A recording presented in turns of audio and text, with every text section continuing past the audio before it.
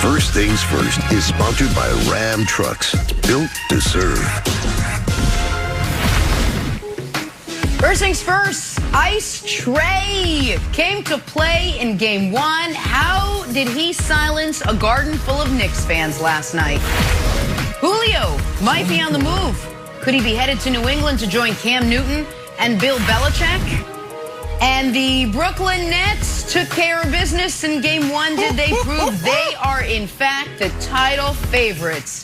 Good Monday morning, everyone. Welcome to First Things First. Jenna Wolf, Nick Wright, Brandon Marshall, Kevin Wildes. We have so much great playoff basketball to talk about. Brandon, my friend, your Brooklyn Nets. You like what you saw from them Saturday night? Not only them, I just loved what I saw all weekend from basketball. Jenna, the football player turned basketball analyst, takes her hot. Let's go. Let's go. Okay. Can't wait. Okay.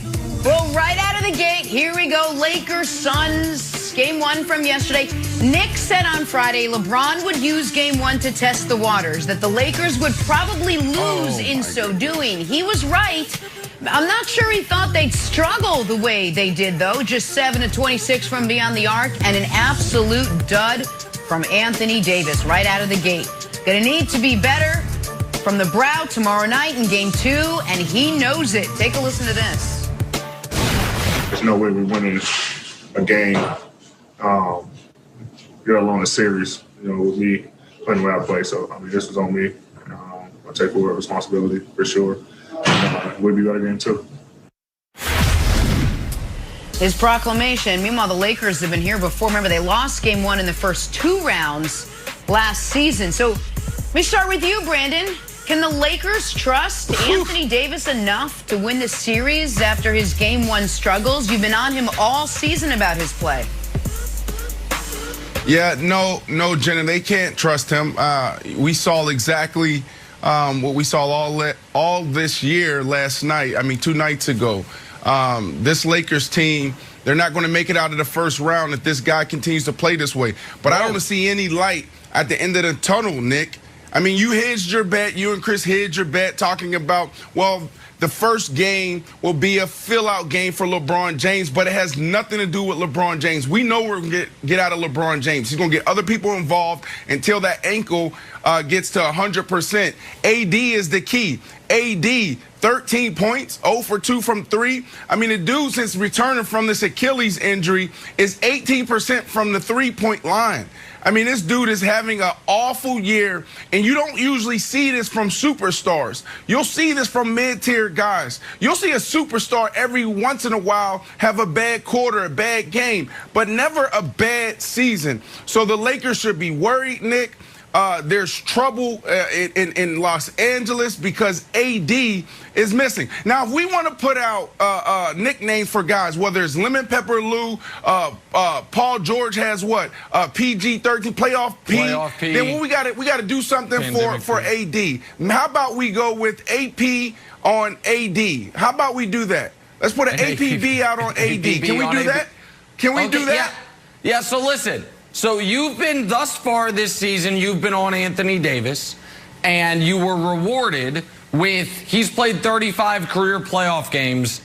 Yesterday was his worst by far. It was the worst playoff game he's ever had. And what's so disappointing about that is it came against the team where he had his best game of the season just 2 weeks ago.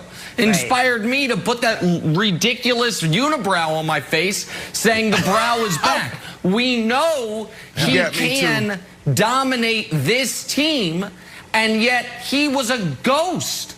I don't even care that he was missing jump shots. I care that he was only taking jump shots, and he seemed to not even be interested in rebounding the basketball. The first half, he had, what do you have, 1 rebound in the entire first half? He was a ghost the entire game, and he let DeAndre Ayton, D.A., who was the #1 pick of his draft, dominate his first playoff game. So Anthony Davis obviously has to be better. But I didn't hedge my bet. I did expect the Lakers to lose this game. Definitely. However, Wildes, there is some significant changes they must make immediately. Usually you wait till later in the postseason or later in the series. Andre Drummond cannot start. Andre Drummond, goodbye. Alex Caruso, hello. The way to get Anthony Davis back on track is to make him play big. Instead, and Brandon's been on this, Wilds, he's been trying to play this year like he's Kevin Durant, like he's a 7-footer with the best jump shot in the league. He's not. He's got a good shot for a 7-footer. That doesn't mean that's what he should be doing. But when Drummond's out there, he's floating out by the 3-point line. And even late in the game, Wilds, when Drummond wasn't out there, Anthony Davis was letting DeAndre Ayton crush him on the offensive glass. So AD needs to be better. And by the way, LeBron had 8 points in the first 4 minutes and 10 points the rest of the way. So this was the worst playoff game LeBron has had since game 1 of the Eastern Conference Finals against Boston 3 years ago. LeBron will be better. AD has to be better. But I still feel very confident about Lakers in 6. But they need to make some adjustments immediately. Yeah, you said that AD was playing like Kevin Durant. He was also playing like your old buddy Kevin Wilds. And your old buddy Kevin Wilds is not an NBA player, but he has played in a few games that he doesn't belong in. And he looked a lot like me, because here's what I do in games that I don't belong in. When you're kind of like the warm body, like, hey, you, guy in the running shoes, you want to play? We need one more. I'm like, yeah, I'll play. Here's what I do, exactly like AD's game. 1, hang around the 3-point line and just kind of wait for the ball. Maybe I'll get it, maybe I don't, but don't get into the action. Number 2, set picks. Hey, everybody likes to set a pick. Problem is, I'm not the focus of the offense like AD should be. And number 3, when I do get the ball, if we can show this video, I try to do something to make up for all my ineffectiveness, like, I don't know, a 360 turnaround jump shot. So you know what? If this one goes in, I'll look great. And Nick, you talked about the offensive rebounds. I also let my guy out-rebound me on the offensive glass 8-0. So overall, AD, some quick advice. Usually 2 Modelo's after the game does the trick for me. For you, I think you should talk to Frank Vogel to get you more involved in the game. And another thing to look at, I mean, you brought up the rebounds, and that's big, because if you watch that game and you look at his emotions, like his mindset, I don't know if he's there. You look at the monster slams. He had some big dunks in that game, and you saw no emotion coming from him after he hit the floor. And then also on the defensive side, there was no extra effort. There was no closeout. This is a game 1 for a team who stumbled to the finish line to end the season. You would think that they would have more effort, especially coming from AD. LeBron James, like I said earlier, and I also said, last night, you know what to expect from LeBron James. But with AD, man, let's go, brother. Like, you've been back for a very long time from that Achilles injury. The very first thing that we should see is you on the floor. We should see you giving effort, and you just didn't see that last night, Jenna. So outside of him struggling from mid-range and also 3, I think there's concern from an effort standpoint and maybe a mindset standpoint. So let's jump into the actual game itself. You saw what happened late in this one after LeBron went for the rebound after he missed his free throw. It looks like Chris Paul pulls him down. It leads to a scuffle. That results in Cameron Payne getting tossed. Texts were handed out to Alex Caruso and Montrezl Harrell. Nick, Frank Vogel called this a dangerous play. Is he right about it? Yeah, it's a dangerous play. It's a Chris Paul play. Nobody has been more pro Chris Paul this season than me. I think he's one of the most underrated players ever. I love him as a guy. I love him as a player, as what he does on and off the court. But Wilds, he likes to get in the margins. And he's got a little Stockton to him.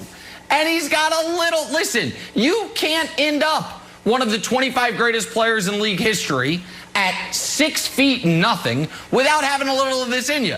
Now, the dichotomy of when Chris went down, LeBron came over like the big brother, put his arm around him, checked on him. Mark Jackson even inexplicably was like, I don't know if Kobe or Michael would have done that. That's what everybody's thinking. Mark, nobody was thinking that. Thanks for the commentary, though. But then, an hour later, Chris Paul undercuts him and damn near injures him. Like, so this is like, I don't think it was a dirty play. I think it was a Chris Paul play. Like, and that's fine. That's who he is. Right. And that's not negative. It's just who he is. And you got to know that when you're playing him. That's right, and he knows. He also was pushing a few people. He also pushed Andre Drummond down. But here's the prediction, Brandon. Fans loved it. The internet loves it. Playoff basketball, the narrative's there.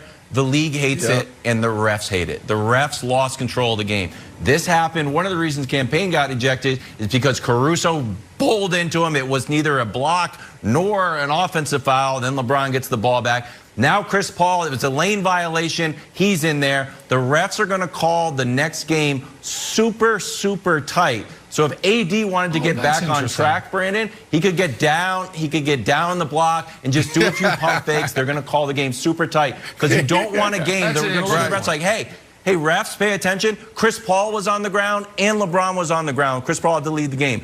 Tighten up the game. Do not put the superstars at risk. Yeah, I agree with you, Wilds. But look, playoff basketball is fire. Now the season has begun. This was not a dirty play. Yeah. Aren't they best friends, Nick? CP3, D-Wade, Carmelo Anthony, they're all on a banana boat. Yeah, so that's why it's not a dirty play. Why would he hurt his best friend? He knows who was right there. He knew that was LeBron. It's not a dirty play. It's a savvy play. It's a scrappy play. That's what it is. There's always tricks to the trade when you're out there, especially as an undersized guy like you said. And Jenna, I just want the audience to know, this was my version of eating your vegetables before you can have dessert. In about 15 minutes, we get dessert because we're going to talk about the Clippers. Don't you worry, America. The Clipper slander is coming. We had to deal with this, not Brussels sprouts of the Lakers. But now a little